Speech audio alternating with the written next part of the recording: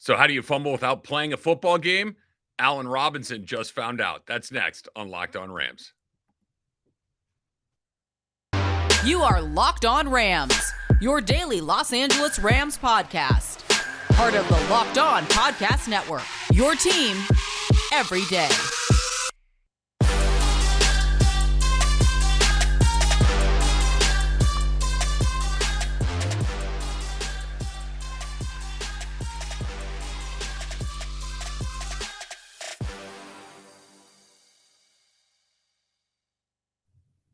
Thanks for making Locked On Rams your first listen every single day. My name is Travis Rogers. I am your host of Locked On Rams, part of the Locked On Podcast Network. Make sure you click that subscribe button in your podcast feed. Make sure you click your subscribe button on our Locked On Rams YouTube channel. Yes, you can look at us as we talk about Locked On Rams every single day, free and available wherever you get your podcast. Not only do I do this, but I also host the Rams pre, half, and post-game show on their flagship station, ESPN Los Angeles, right here in town. Also the host of the Travis and Sliwa Show, 10 a to 1 p every single day. So if you listen to those, thank you. And if you haven't, maybe check it out. Okay.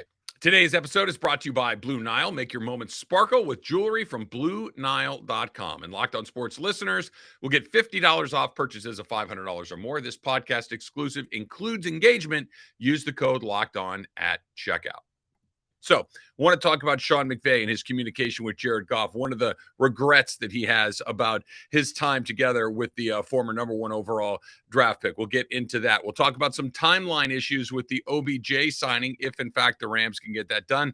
That's all coming up in just a bit. But let's start with this. Let's start with one of the newest members of the Los Angeles Rams, and we're talking about Allen Robinson. Allen Robinson is a very good football player. Allen Robinson is not from Los Angeles. Allen Robinson was born in Detroit. Allen Robinson went to school at Penn State. Allen Robinson played his NFL football in Jacksonville and in Chicago. So not a lot of familiarity with the Los Angeles area, or maybe some of the, every town has kind of its own set of rules, right? The things that are important here may not be important somewhere else, and vice versa. That's just the way that it goes when you live in a country as big as this one and as diverse as this one. For instance, just very quickly, we care a great deal about traffic here, right? That we want to know how you got to a certain place, when you left, which freeways you took, what it was like. And we all know the shorthand of all these things because we spend a lot of time in our cars. So we like, you tell somebody from, I don't know, Portland, Oregon that, and it's like, huh? Why do you care about any of that? It's an LA thing. Okay. So I say that as preface to what we're about to get into with Allen Robinson. Allen Robinson, as I mentioned, is not from here. So he tweeted out the following on his verified Twitter account. Question for y'all, LA. Do I have to choose between the Lakers or Clippers, or can I rock with both? And then he's got the eyes emoji, this one, right? Allen, let me help you here, my friend. I am incredibly excited for you to immerse yourself in our city, for you to play with our football team, for you to team up with Cooper Kupp and Matthew Stafford and Sean McVay. I cannot wait to see how you look on the football field wearing a Rams horn helmet. I think it's going to be an unbelievable ride, and I look forward to it a great deal. Come on, man. Come on, man. Look, here's the thing. I know Laker fans got mad. Clipper fans got mad. But here, I don't care which side you pick, but you got to pick both. Or you can't pick both, I should say. You can't. It's one or the other. There's no Yankees and Mets fans. There's no Jets and Giants fans. There's no Chargers and Rams fans, right? You have to pick one or the other. When you come to a city as big as this, with as many options as there are, you got to pick one.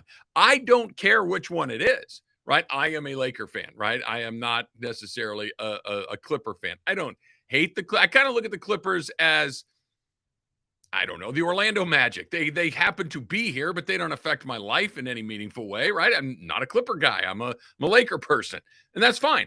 And if you're a Laker, my friend Marcellus Wiley, my friend Marcellus Wiley is the biggest Clipper person I know, has been a Clipper fan forever and ever and ever. He's all about the Clips. I get it. I respect it. I just don't agree with it. You got to pick one, right?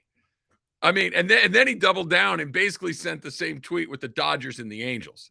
Come on, man. Look, you are from Detroit, which is a one-team city. It's the Lions, it's the Tigers, it's the Red Wings, and I'm forgetting somebody, the Pistons. And you played in Chicago, which is the Blackhawks, it's the Bulls, it's the Bears, and it's the Cubs and the White Sox. Not a lot of Cubs and White Sox people, right? You're one or the other, right? Like famously, the Cubs are the North Siders and the White Sox are the South Siders. In LA, it's not defined necessarily by geography like that, but there is no crossover. There are A's and there are B's. A's, Dodgers, Lakers, Rams, USC football, right? The Los Angeles Kings, the B's, the Chargers, the Clippers, the Angels, the Ducks. Okay. Now you can mix and match A's and B's. That's fine. I've mixed and matched some A's and B's. I'm a Dodger fan. I'm a Laker fan. I'm a Rams fan, but I'm not an LA Kings fan. Okay. I am a Anaheim Ducks fan. I live down in Orange County and I've gone to a million Ducks games and I've been going to them for a number of years and I'm a Ducks fan. It's okay to mix and match, but you need to engrave. Now, look, the good news is the second Matthew Stafford throws him that first touchdown pass, we'll laugh about it. We'll think it's funny. But as far as getting off on the wrong foot coming into town, that was an interesting way to do it. And of course you can. Hey, let me ask you guys this. And presumably, if you are listening to Locked On Rams as a podcast choice, and thank you very much, and click subscribe, you are a sports fan, right? You are, at the very least, you're an NFL fan. How do you feel about your buddies that have multiple favorite teams? Right. Not like they're not about that. They're not, you can't be a fan of the Cowboys and the Rams and the 49ers and the Buffalo Bills and the Kansas City. You got to pick one, and your team is either good or it's bad. You're either happy or you're sad, and that's how it goes. You don't get a palette. Maybe you can have a secondary team from another market that has nothing to do with your team. You got to do better, Alan. Come on, man. Come on. The good news is very good football player. The good news is I'm sure I saw his Twitter mentions. He got straightened out for sure, but that he didn't know that. Hopefully he has a better understanding of the playbook than he does of how you have to select between your two teams here in town. Welcome to town, Allen Robinson. Pick a hockey team, pick a baseball team, pick a basketball team. You've already got your football team taken care of. Okay, Sean McVay talks about one of the regrets that he has after having Jared Goff move on to Detroit. That is coming up next. But first, let's talk about our friends at Rock Auto. It's funny. I took my wife's car to get service the other day, and I caught a glimpse into the garage of where it was working on. And there were more parts and things in there. And I just you got to be kidding me. I don't know how anybody ever finds anything. And I thought to myself, Rock Auto, right? Save time, save money. If you fix these things yourself, you can save 30%, 50%, 100% or more for the same parts from a chain store, from a dealership, and you don't have to go searching for that part in that giant room, right? You get the part you need at an incredible price. Go explore their easy-to-use website today and find the solution to all of your auto parts needs. Go to rockauto.com right now, see all the parts available for your car or truck, and write Locked On in their How Did You Hear About Us box so they know that we sent you over there. Amazing selection, reliably low prices, all the parts your car will ever need. rockauto.com.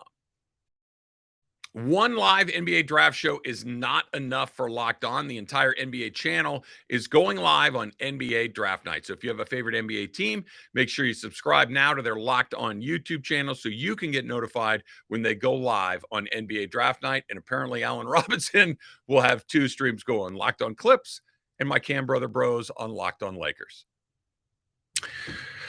Okay, so let's talk a little bit about Sean McVay and Jared Goff. This was something that was a regular topic last season, obviously, because you had Matthew Stafford here in town running the team. You were you can kind of see it coming, right? That when you go back to Jared Goff's last season here in LA, you could sense the frustration, not just with the fans, not just with people that wanted better play at that position. You could tell that Sean McVay was getting frustrated. You can kind of see the train coming down the tracks. Let's go back a year or so ago. Sean McVay did something that he hadn't done before and really has not done since. This was after another subpar game from Jared Goff. And the response from Sean McVay after your average Jared Goff bad game was, I need to put us in a better position. I didn't do a good job with this. I didn't do a good job with that. Jared played pretty well. It was my fault that I didn't do this, and this. Okay. And we all kind of rolled our eyes like, yeah, okay, I get it. He's doing what a head coach does. He's taking responsibility for something that isn't necessarily his fault, but he's covering for his guys, and his guys appreciate that. And the fans, hosting the Rams postgame show, I'm getting calls all over the place saying, what is he talking about? It's not him. It's Goff. Goff's the one making the same mistake over and over and over again. Well, as we got a little closer to the end of the season, Jared Goff had another clunker.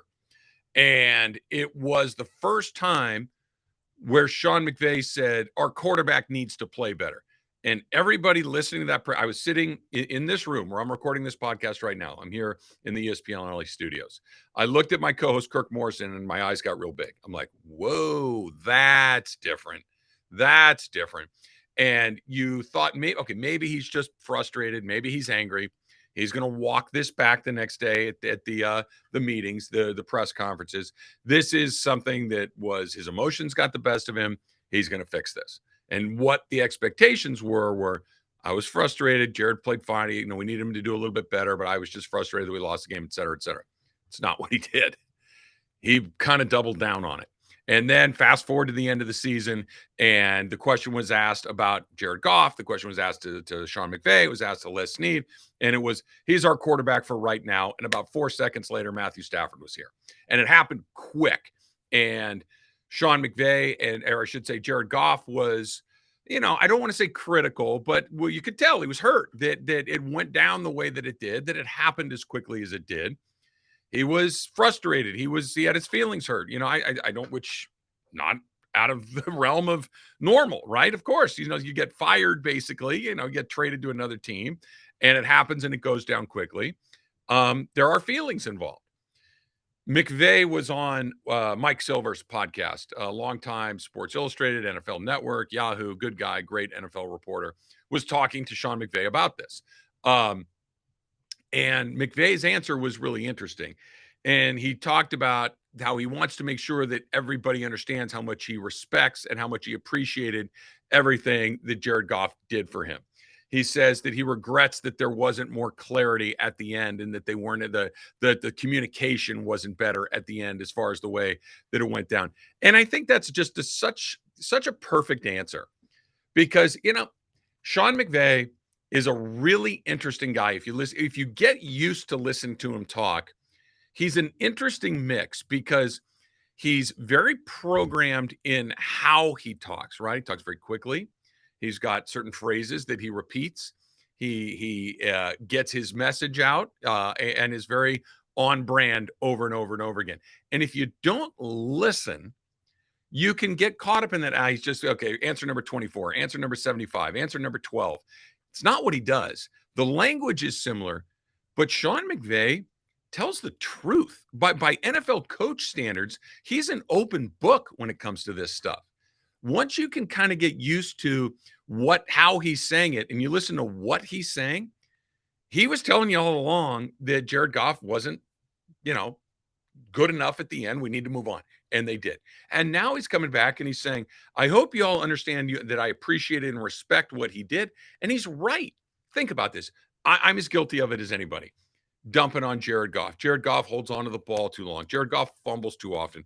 Jared Goff, is all, didn't understand the feel of the game. It was all done through the eyes of the coach. Ball goes here, ball goes there. Okay. And I think that was a fair criticism.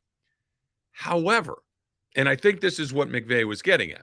However, the Rams won a bunch of games with Jared Goff as their quarterback. Sean McVay was a rookie head coach coming into a league, into a city that really didn't know who he was as a head coach.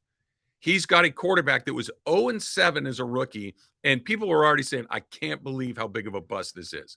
This is Jamarcus Russell, Ryan Leaf type of stuff. And Jared Goff played great for Sean McVay. Played great in that first year, played even better in that second year, and took him to a Super Bowl. So when Sean McVay says, I hope people understand how much I respect and admire what he did for us, he's telling the truth. Because if Case Keenum were that quarterback or John Wolford were that quarterback, that's not going down like that. Jared Goff played great for the Rams for a period of time until he wasn't good enough. But Sean McVay, that if that comes out and Sean McVay can't communicate to Jared Goff can't interpret that information and play the way that he did, it's a totally different start to his career, and who knows what happens. He's telling you the truth. He regrets that the communication was bad at the end, but he respects and admires everything that he brought in. Thought it was a great answer to a relationship that ended badly. Like they say, if things didn't end badly, why would they end? They wouldn't. They'd still be together. But I think everybody can probably feel pretty good about it. He also went on to say that one of the first texts he got after the Super Bowl was from Jared Goff saying, hey, congratulations on that. They're good. That's one of those things. They run into each other in a bar 10 years from now. They're fine. They can sit down and have a beer and laugh and tell stories and have a good time. There's no question about that. But it's just another brick in the wall of, man, Sean McVay just gets how to do this. It's very, very impressed by that. Okay, Odell Beckham Jr. not signed. When will he sign? When could he play? And what risk could that pose? That's coming up next. It's still happening in my house, though. The arguments, the fights, the disagreements over the mud pie bars from Built Bar. They're that good. Okay, we've talked so much about how they're good for you, right? There's 150 calories. There's only 8 grams of sugar. There's 16 grams of protein, all the great stuff. We know that they're good for you, but my children argue over who gets the mud pie ones. That's how good they are. They're not looking to make a good choice. They're teenagers, right? They just want to eat something that tastes good. I just want to eat something that tastes good. And that's where the mud pie bars come in. They're covered in 100% real chocolate, which means not only are they healthy, they taste great, right? You know what? It's chocolate. It's all of the wonderful things that you can imagine. Go to built.com right now. Use the promo code LOCK15 and get 15% off your order and find out if you'll share your mud pie Built Bars with your family members. Use the promo code LOCK15 for 15% off at built.com. And don't say I didn't warn you about the mud pie ones. They are going to go fast. So in order of people that we've talked about on this podcast since I've taken over it, which is right before the Rams started their playoff run against Arizona back in January, a million years ago. I think that we've talked the most about Matthew Stafford. I think a very close second is Aaron Donald. Talked a lot about Cooper Kupp. We've talked a lot about Sean McVay. We've talked a lot about Les Snead. But certainly on that list of guys that we have spent a ton of time talking about is Odell Beckham Jr. Odell is a guy that is not just an incredibly good football player, but he's a guy that has outsized personality and presence in the NFL. He is a star. Put it to this, I mean, in New York City, sure. In Los Angeles, sure. He's a big deal in Cleveland. I didn't play very well in Cleveland, but he was still a big deal, topic of conversation a lot. So that we spent a lot of time talking about him, and we've continued to spend a lot of time talking about him, even though right now he's not officially a member of the team. I expect him to be. We talked about it a few episodes ago on Locked On Rams about what Kevin Demoff said, and he expects to have him back. He thinks Odell wants him back, and they want him back. They're trying to find a deal, et cetera, et cetera. I think it's likely. However, let me just throw this in there. The timeline for him returning from the injury that he suffered in the Super Bowl. Best case scenario, you're probably looking October. Normal scenario, you're probably looking somewhere November. And if he's a little behind schedule, which, you never know, you can have setbacks and things that can happen like that, probably towards the end of the season. So what does that mean? He's unsigned. If somebody were dying to have him right now, and by somebody's, I mean people that are not the Los Angeles Rams, I think he'd be somewhere else. If someone were going to come and say, we don't care about the injury, we don't care about this season, here's this amount of money for this amount of years, let's go party, right? I think he'd be gone. I think that, it's the NFL. You got to get your money when you can get it. I understand. But what's interesting about this is the game that the Rams and Odell are willing to engage in at this point, because here's what could happen, okay? Let's say you have a team that is a good team, that is a team that has aspirations to make a run in the postseason, and you have a wide receiver or two who you really like. Let's say said wide receiver goes down in camp. Let's say they go down in the first week or two of the season. Happens all the time, right? It's the NFL. Happens. Now, all of a sudden, they may say, listen, we might have to wait a little bit, but go get Odell right now because he's available. And now somebody comes in with a deal that maybe makes a lot more sense for Odell in camp, a week or two into the season, and the Rams are caught a little flat-footed. It's not totally out of the realm of possibility. Now, I'm sure that the Rams and Odell have created an environment where they can speak honestly with each other, where they can kind of like, this is what I'm thinking. And if somebody calls and say, I promise I will give you a chance to talk this out among yourself before I make any final decisions. But if he's available, he's available. If he's not, he's not. And as stupid and as simple as that sounds, there is something about, you know what? Let's come to some sort of agreement. Let's get this done. He's going to have to give a little. We're going to have to give a little. Let's just eliminate the possibility of someone coming in and blowing his hair back with an unbelievable offer because it's not impossible. And what the Rams are set up right now, we've talked about this a lot too on the pod, the window, the Aaron Donald window, the Sean McVay window, the Matthew Stafford window.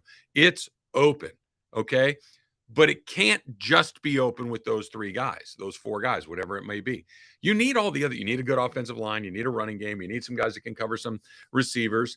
And you're going to need somebody that's not named Cooper Kupp to do some things. I know we got Allen Robinson, and I know you got guys like Van Jefferson and Skoranek and some other guys that are trying to make their ways in this league. Odell's different.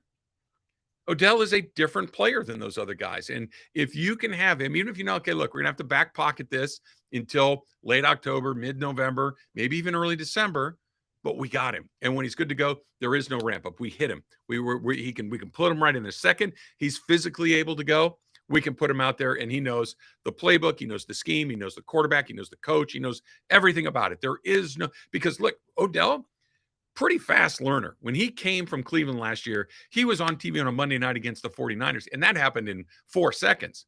Didn't do a whole lot, but from that game to the next game to the end of the line, I mean, it was exponential growth every single week. Don't let somebody else do that with him. Lock him up. Bring him back. Run it back, as Sean McVay says, because if you want to give yourself the best chance to do that, Odell Beckham is certainly a part of that plan. All right, that's going to do it for this edition of Locked On Rams. Thanks for making us your first listen every single day. Now make your second listen the Locked On NFL podcast. Our national NFL experts and insiders keeping fans dialed in with the biggest stories and latest news from around the league, because an offseason does not equal a break in the action. Until next time, whose house? It's Locked On Rams house.